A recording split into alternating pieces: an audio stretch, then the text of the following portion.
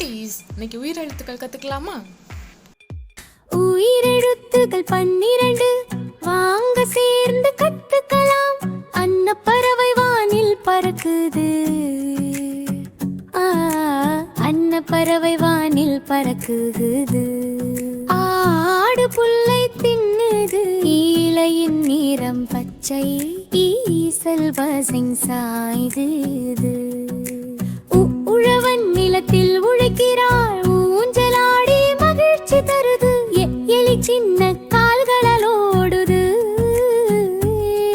ஏணி மேலே ஏற உதவும் 5 விரல்கள் கையில் உள்ளது. ஒட்டகம் பாலைவனத்தில் நடக்குது.